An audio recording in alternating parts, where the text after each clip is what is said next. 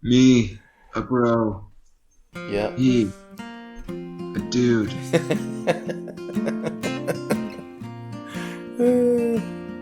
That's good stuff. All right. Let's try it. Okay. Welcome to the We Will Journey podcast. We're talking about faith and life as it happens, and not the glossy exterior we wish it was. Oh. What, man? What did I do wrong? I think you said it's because all the things I was thinking about before. But we can edit that. You got that part good. Oh. You got it good. Okay. Okay. All right. Okay, just... Now it's your turn. Good? Yeah. Wait. We're going to get under the surface.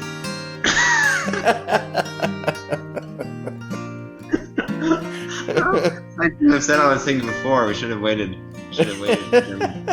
down and dirty until after we read this part. Okay. Okay. Wait. We get under the surface and explore the down and dirty.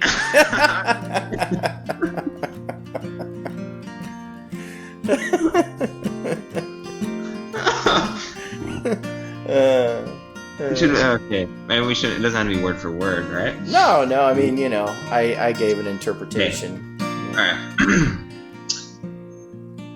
We get under the surface and explore the down and dirty of life as it pertains to our beliefs, our relationships, politics, and absolutely everything else. Oh, there we go. That was good. All right.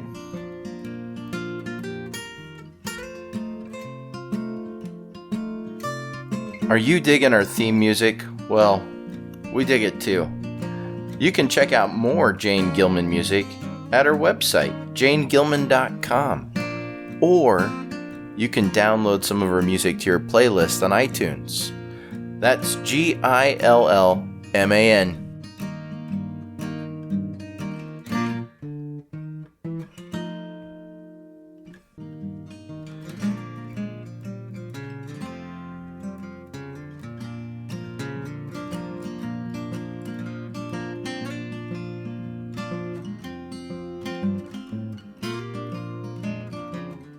3, 2, 1.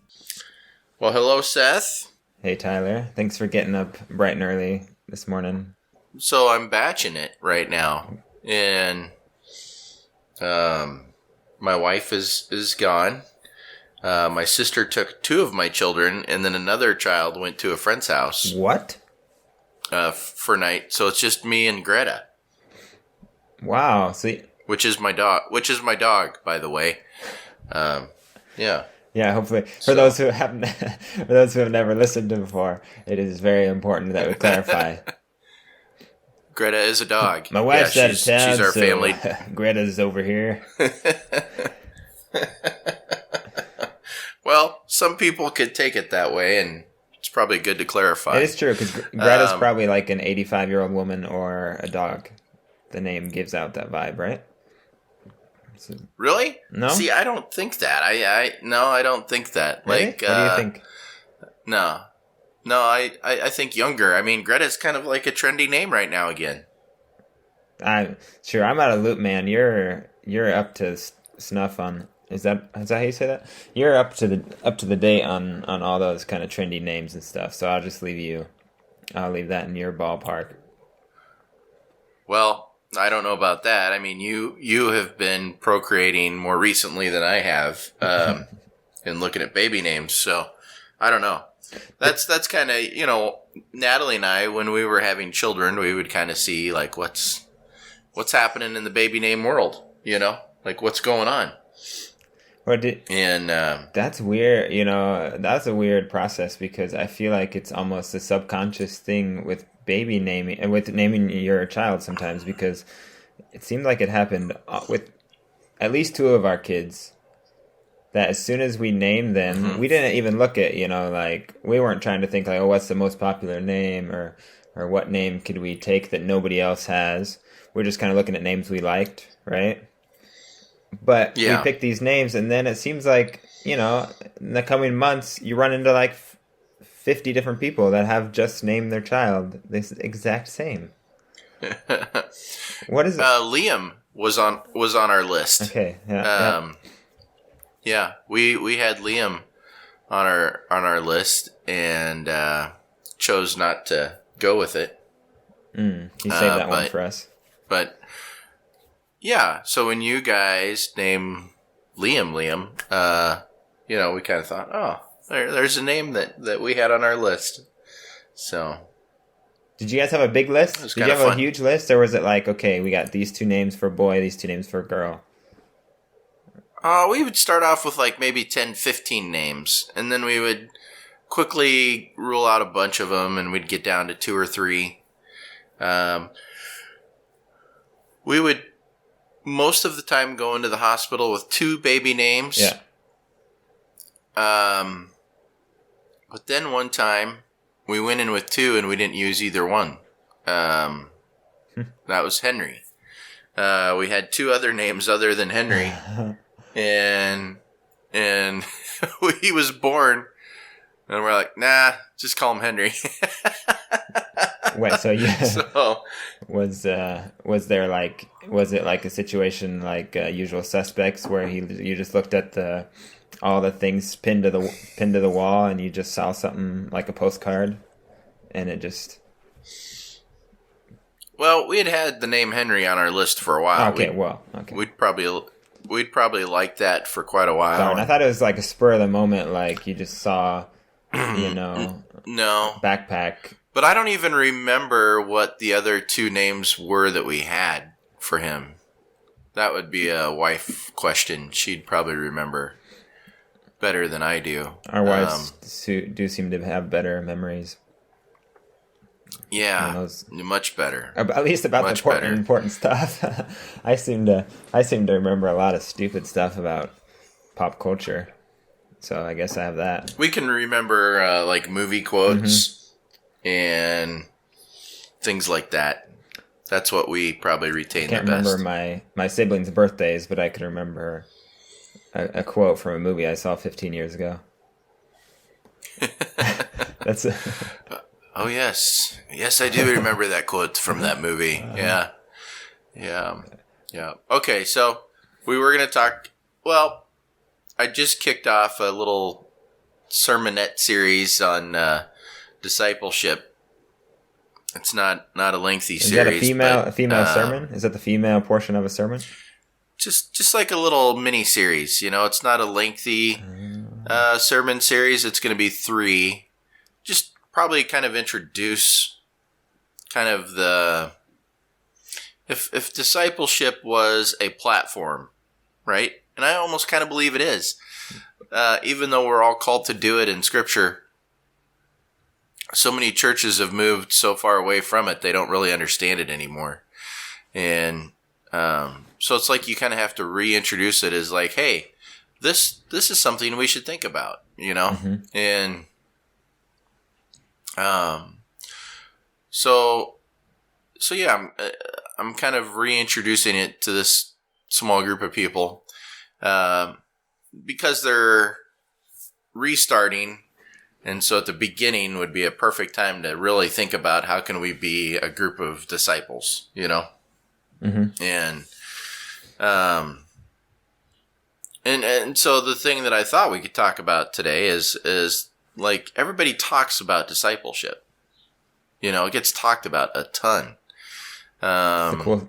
The Great Commission, Mm-hmm. The Great Commission in our denomination is just a huge focus for us. We're supposed to be like Great Commission people. We're, discipling all nations, going to all nations. We're very missional, in our denomination. And so, but when you get into a lot of the churches, it seems like a lot of this discipleship type stuff kind of gets pushed to the back burner. And, so why is that? There's reasons why. So I just think that's an interesting discussion to have. What's your experience with it? I mean, you grew up in one context and now you live in another. And so you've experienced, at least a couple, and I know you had a little stint there in Wichita too. Yeah. But what's your experience? And a lot of what you do with your program with youth, or had been doing, was discipleship. That's discipleship. But what about like in your church environment there in Innsbruck? Would you say that discipleship takes place on a regular basis? Is that an emphasis? How have you experienced it there? Yeah, I think discipleship for me sometimes it kind of can be. It's the way I think of it. Maybe is there's like intentional discipleship, I guess, like these programs and like a course. You can set up, and we're going through this 8-week course where we're meeting together every Tuesday and going through this book together and kind of, trying to reach these tangible benchmarks, or I don't know, go through these things, and I'm going to help you understand principles of walk with Christ, or I don't know, these, we're going to go through certain scriptures together. And sometimes when I guess you hear that was discipleship in a church concept, that's kind of what I think about, is like, these discipleship programs. But to me, I feel like it's more of just, when I think of discipleship, I think of Jesus spending time with people. He was spending time with his disciples.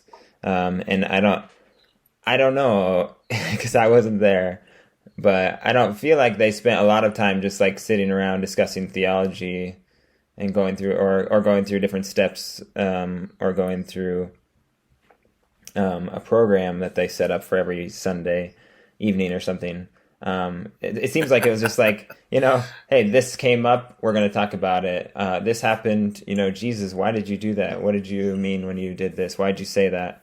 Oh, look at Jesus wants to spend time with these kids, or Jesus did that, and why is he doing that, and what? And it was like all these like just Jesus going through life, and I think he did things obviously very intentionally, more intentional than I often. But when I just think about discipleship in our church right now, I don't know that we have like a program set up.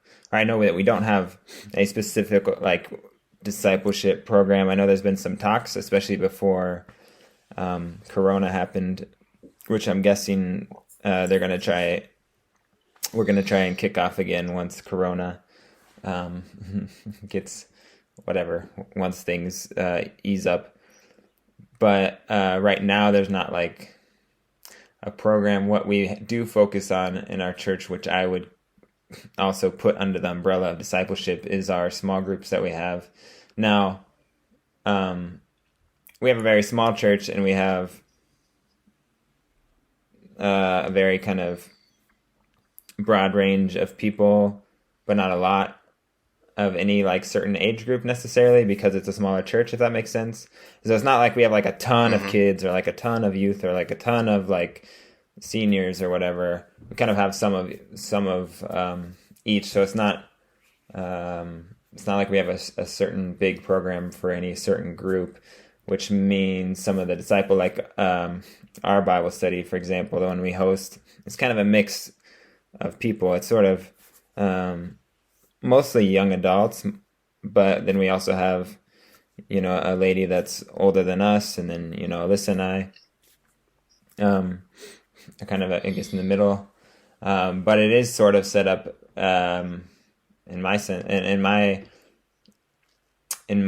view, we're wanting it to also be a discipleship sort of Bible study and small group, because most of the people that come are either new believers or kind of on that path to becoming a Christian, or just quite a bit younger than Alyssa and I, and haven't been, walking with Jesus for real long, just because of age or whatever. So I guess I kind of think about it. We don't talk about it in that way, though. I mean, I don't say like, okay, we're having a discipleship house Christ.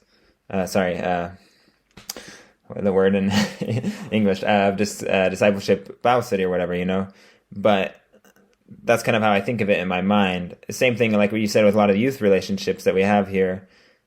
I feel like it's just like that is our goal. as a ministry youth team and kind of all the different youth ministries that we're involved in is discipleship, but it's not necessarily that we talk like, I don't know, I feel like the word discipleship doesn't need to be used in order for it to be discipleship, if that makes sense. I know I'm rambling on a lot, but I guess I know that our ministry team's goal is to be discipling, to be developing, to be encouraging people, mentoring them, in kind of every aspect of the ministry that we do. Email. That's right, I said email. Seems like everybody's got one these days, even us. So if you want to get in contact with us or chat about the weather, you can shoot us an email at wewilljourney.connect@gmail.com. Look forward to hearing from you or reading from you. Yeah. Well, you brought up a good point quite a while ago. Yesterday. I'm teasing you. But you brought up a good point about programs. So like an 8-week discipleship program. So, a lot of time churches will do a program or a sermon series, just like what I'm doing right now. And that's kind of gets thrown under the umbrella of discipleship. And maybe that's all the further that churches ever really go with it, like, oh, we just had a class. We have a discipleship class. We have, we did a sermon series on discipleship and, that kind of stuff. But the culture of the church may never actually change to be in more of a discipleship culture. And I think that's the really hard shift to make because we're really good at programs. We're like fantastic kind of in the Western culture. We know how to do programs, give us a program to do. It's in our comfort zone. We plan it, we order supplies for it. We organize it. We announce it, we'll promote the heck out of it. But to actually transition our mind over to just being a disciple, that's a whole nother thing, But I think we love doing classes on that stuff. We love participating in classes because that's also comfortable. That's also in our comfort zone. It's easy to participate in a class at church, Yeah. But it's a whole nother thing to actually start living a disciple lifestyle. That's different. It was funny. We did a series on what it is to be a missional community, and the missional community concept is basically discipleship, right? It's just basically a small community of people that really invest into discipleship. And we started out with a group of maybe 10 or 12 people as we started this series. It was a video series. And the deeper we got into it, people just started dropping like flies. And by the time we ended, there were 3 of us. Wow. plus my children. But don't underestimate that. I won't. They have more of a discipleship mindset. But it's interesting when you even start really challenging people on this idea of discipleship. They even in that they will start to move away from it, because it starts to become just too convicting. It's too challenging, too convicting. And this group of people was a group of people that, pretty clearly stated like this is who we are. This is who we want to be. But the reality is like, oh no, we don't actually want to be that. What we really want is to just participate in, a comfortable version of church. Yeah. Yeah. And that's where I find most people actually exist. So most Christians today in our Western pseudo-Christian culture really exist in that place. They love to talk about discipleship. They'll participate in most classes about discipleship. They'll read books. They'll do a lot of things. But when it actually comes to making that transition, that's kind of like a whole nother step, to take. And why is that step so hard? That's the thing that I would, like to talk about just a touch. And I know we only have probably another 20 minutes to talk about it, but what is it about discipleship that makes that transition so difficult? Right? And I think there's a few things there. And so I'll just throw out a couple things and then we can discuss them. So, and one we've already talked about a little bit is the fact that it takes us outside of our comfort zone. Mm. Yeah. And what I mean by that is discipleship typically takes you outside the four walls of your church or even the four walls of your home. Or and it requires opening up those four walls of your home to people. It could be that too. It could be that too. Yeah. Which for a lot of people is also not comfortable at all. Right. Yeah. But in order to even get to that point, sometimes requires you to kind of go outside of that context, to engage with people where they are at. So that's kind of the first thing. It requires you to go outside of some of your comfort zones. Secondly, it requires you to wrestle with things in your faith that maybe you don't really want to wrestle with sometimes. Because there's some really big issues that quickly are brought up, and most people find themselves very uncomfortable with their belief system, and it's being challenged, and they don't really know the answers to it, and they've never really maybe, dove down some of those rabbit trails, or rabbit holes, whatever it is, to really find out for themselves what they even maybe believe about that or what Scripture says about it, or it's just uncomfortable. And then I'll throw out a third one here is there's this time element, and there are our schedules and then the wants that exist within those schedules, right? So there's what we want to do with our life, what we think we have time for.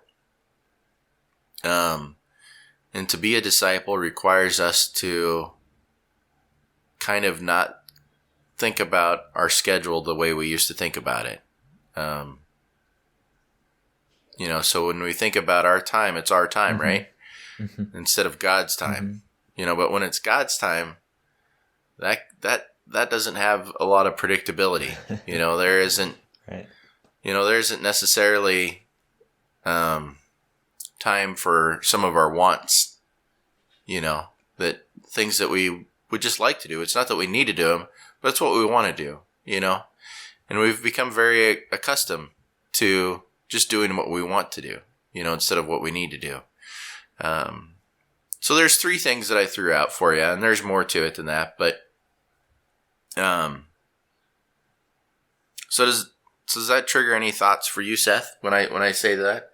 And I know I feel like you and Alyssa really live more of a discipleship lifestyle. So I really feel like you're coming at this from a different angle than a lot of people. But I mean, do you see any of that in people maybe struggling to make that shift? Yeah. So I mean, I think we're also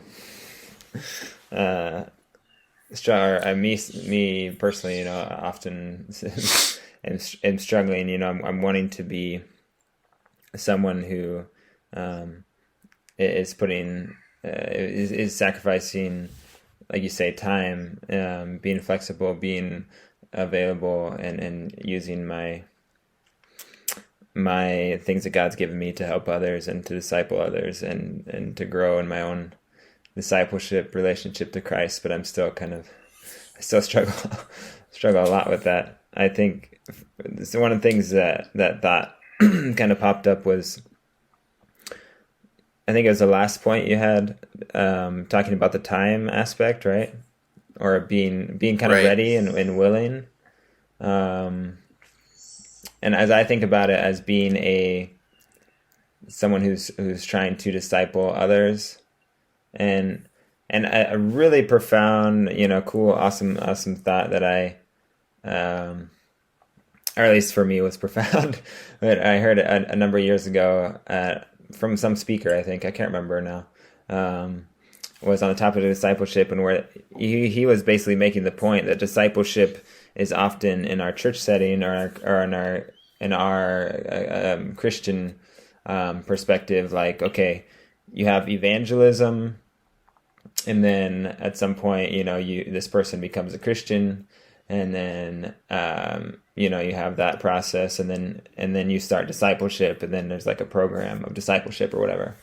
But he said, discipleship, because, right, look at Jesus and his disciples. Most of them, it took them a long time to really understand who Jesus was, or even once they understood, to fully embrace following him, right? But I would still say, in his point is that whole process is discipleship. And so I think it's not that you get to a point where discipleship starts or you get to a point where discipleship begins. But I think anytime that we as Christians are in relationship with others who maybe aren't as far along in their journey, that is discipleship. The time we spend with them and the time we spend loving them and teaching them God's commandments, and that's discipleship. And to your point, or to that last point, like, that takes time.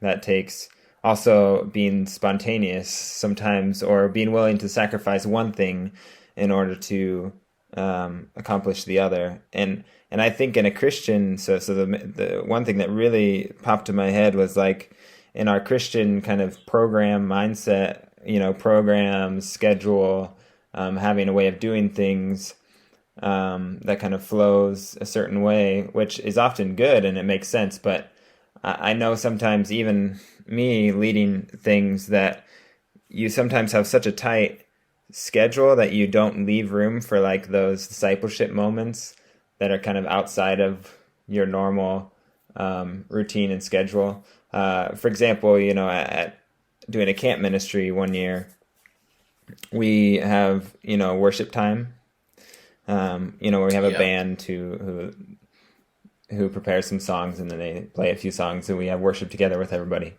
And one of the key people in that band, all of a sudden, one of the kids in his cabin had kind of a crisis, had something going on in his life where he was really struggling.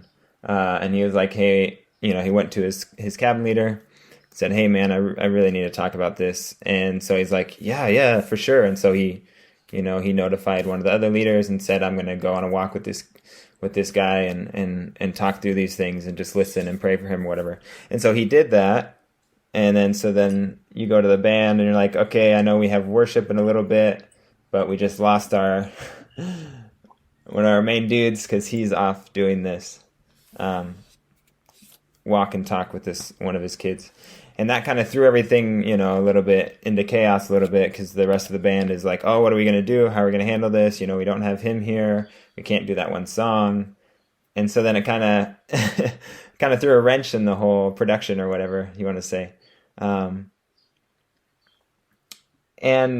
I understood, I understood both sides of it. I understood the band saying like, hey man, like we're about to go play some songs to have a time of worship, which is also glorifying God. But I feel like as much as possible in our Christian community, that's where we need to be there for each other, to make way, to make room for those moments, because I feel like discipleship is all about like just being ready for the moments that God gives you, to be there for someone, to talk with someone, to listen to someone, pray for someone, to go through a situation with them. And if we get too caught up in like this structure program, then a lot of times those get cut off, And I get it, I get like the structure part of it. I just wish I would have or we could have done a better job in that situation to be like, hey, I know this isn't ideal, but let's do this. And we did. I mean, obviously we made it work, but I just know some people were kind of frustrated with that situation, where ideally we should be like, no, this is what it's all about. Him going and talking, listening to this kid who's going through something. That's what it's all about. That's why we're here. And yeah. And so that's what that's what I think. Yeah, that's true. Like, Instagram. You guys can follow us at we.will.journey. No more dots. we.will.journey. See you there, folks. Yeah. Yeah, that is what it's all about. Yet, many times, the pressure of our commitments prevents us from taking that time. And the thing about those moments, too, that I was just going to point out, then Seth, you can keep going if you want. Like, we have windows into people's lives, or we have moments, maybe I should say that, we have moments where a door opens in somebody's life, but that door can quickly close again. Yeah. And so if you don't take the opportunity to speak into their life when that door is open, it may never open back up. Yeah. And that may have been the and then we pray, we pray for God open doors, right? Open doors. Yeah. But, the thing is, we'll pray that he will open doors, and then when he opens doors, is we're like, oh, I'm too busy. I don't have time for that right now, because I've got some commitment. And then we wonder why God doesn't maybe open doors, and it maybe, and I don't know, but maybe it's because when he does open doors, we tell him we're too busy, and then eventually maybe he moves on from us. And I don't know if he does or not, but I would imagine it's a possibility, because I think God uses people that want to be used, and then when given the opportunity to be used, go through those open doors. Mm-hmm. And that's where I think, that's where we need to step up and help each other out, so that we can, I guess, in a team setting or in a church, which a church is, the church members, the core of a church, you are a team, you're a body. And that's where we need to really be there for each other, to allow those things to happen, and not get so bogged down in like, okay, we need to have this structure happen exactly how we planned it. Otherwise, we failed. But to sort of try to see it in more in the big picture of like, what is our goal? And if there's something else that happens, are we ready, willing to step up and do this thing, even if it's going to screw up our program or our plans? And I think that's a huge challenge for a lot of people in ministry. Yeah. And it's not easy, because I know, like, if you say you have someone who's like, hey, you go to church, you're involved with this, like, I'd love to check that out. I enjoy kind of who you are and your thoughts and beliefs, and I want to see more about that and find out, what this church thing is about. And then they come visit that church and it's all chaos, and nobody's really has anything structured or under control, and they feel like, what in the world is this thing? Maybe that can turn someone off too. Yeah. But I tend to believe, if there's an atmosphere where you can kind of feel that, like, obviously having cool music, having a charismatic speaker, having a light show or whatever, having like a quick, like, boom, boom, boom service where everything's just like clicking on all cylinders and smooth, like, that's going to be attractive too. But I think what people are going to stay for is the relationships, and that's what it. Well, that was the point I was just going to make as you were talking about that. If in that situation, in that person that you're coming into contact, if they actually have to get to church to experience church, then you've kind of failed in one sense, right? So if I came into contact with Jesus, I didn't have to go to the synagogue to experience Jesus, right? I experienced Jesus right then and there when I was talking with him, and he was unveiling God's kingdom to me right there. We didn't have to go to the synagogue in order for all of that to take place. He could unveil the kingdom to me then and there. And so many times, this is a mindset that we have as churchgoers, is that all of this stuff has to take place in church, and so, if that's our mindset, then we just need to understand that's a churchgoer mindset, not a disciple mindset. A disciple mindset, we can bring the kingdom of God to anybody, anywhere, whenever, at any time of day. And so that person, that goes through those doors of that church, before they ever do that, they should already have a relationship. If somebody was interacting with them, if that's why they went, there should be a relationship there where they already understand, if there's chaos, why there would be chaos. They already understand, some of the traditions that might be, unfolding and taking place during the service. They're going to understand more of the cultural mindset that exists within that community, because they were being discipled before they ever got there. They were being evangelized, and that's the series that we went through, which was, and I'll just put it out there, it's the SOMA, SOMA missional community,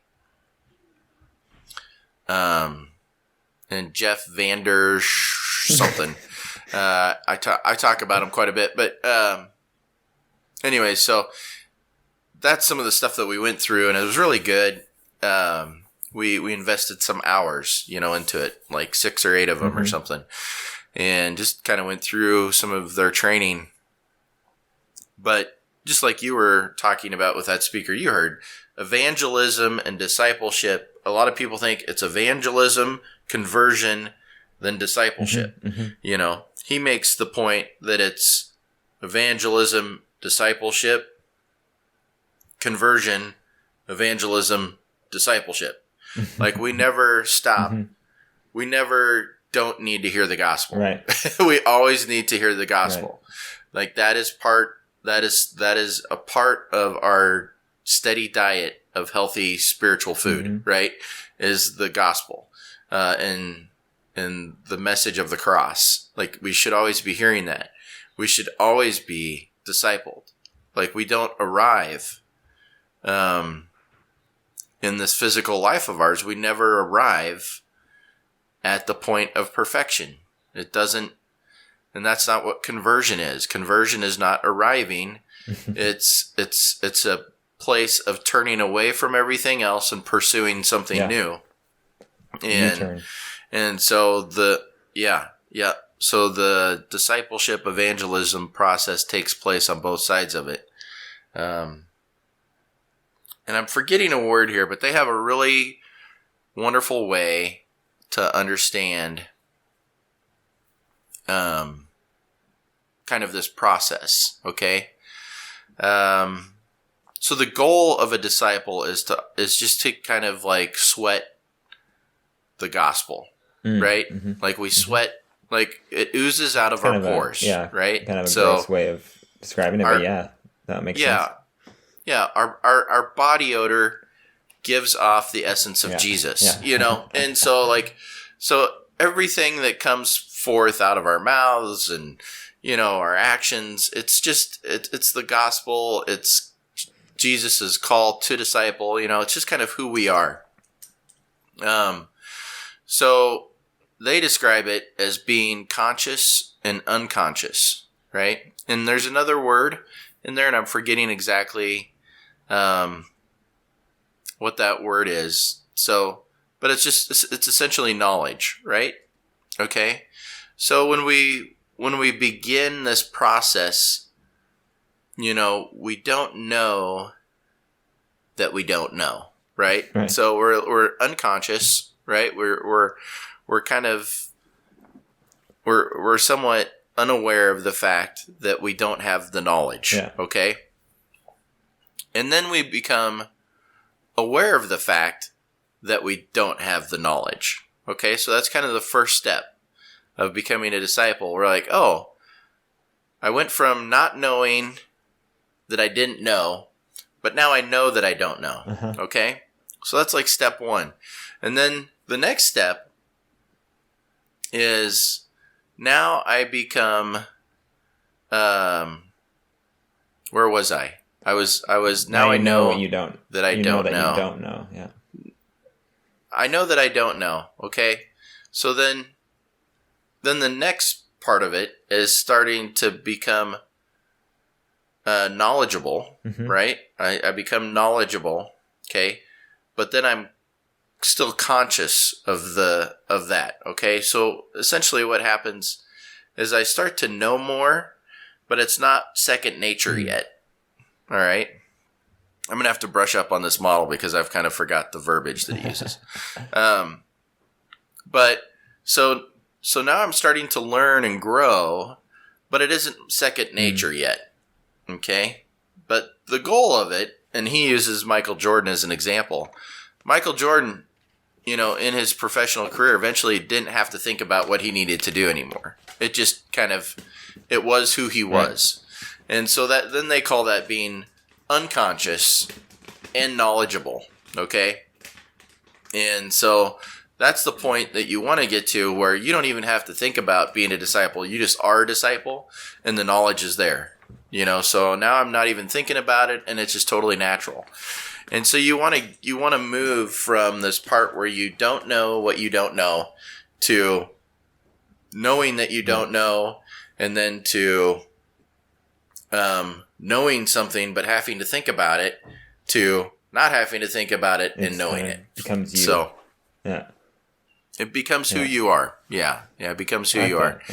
And yeah. So anyways, it's just it's an amazing process, and I'm just kind of in the midst of it. You know, I'm trying to become more disciple-minded in my approach, you know. What? And people have a hard time grasping, well, what does that even look like? You know? What is that? I don't understand, because people understand going to church. They understand Wednesday night programs. They understand Sunday school and, you know, Bible studies. That all makes sense to people, but what are you even talking about? And I think this is something that your family does really well. And just spending as much time as I have spent with your brother. When he first started in youth ministry, I mean, you know, it's like eating Cheetos, drinking Mountain Dew, and watching a movie. You know, like that's part of discipleship. You know, and like just being willing to spend that time. And like you said, Jesus and the disciples didn't always sit around and talk about theology and doctrine. They just hung out, you know, and we see small glimpses into that world, but that's not really explicit within the gospel narrative. We don't explicitly see some of that stuff, but it's hinted at in some of their interactions. Yeah. And, but there's just a lot of that, there's a lot of just driving down the road, going somewhere, and time to talk and share, about your life. And, Jesus and his disciples, they would walk 30 miles, and they had time just to chat about life. Yeah, man. And about struggles. But it was the time together. They took time together. And that's the thing that we don't want to commit to. I'll commit to an hour a week. But for that discipleship class, but I don't want to commit to a 4-hour drive, process. Somewhere, and then a 4-hour drive back. Like, I don't have time for that, or I don't want to commit to a Sunday, like from the time I wake up to the time I go to bed, just spending that time with somebody, like that's a lot of time. I don't have that. And there's a football game that I really want to watch. Well, watch a football game with them. Exactly. Like include them into that. Well, man, I hate to do this to you, but I really got to go. All right, brother. Good talking to you. Have a blessed week. Enjoy in your time editing this conversation and posting it. So appreciate all the hard work you do. So adios. I'm going to let you go. So love you. Yo, everybody. Thanks for checking in again. Our guy Clemens just released some new music on YouTube and on Spotify. Check it out. Keep listening to his awesome jams. Keep listening to us. Check out Jane Gilman when you have a chance. God bless you guys. Have an awesome week. Adios.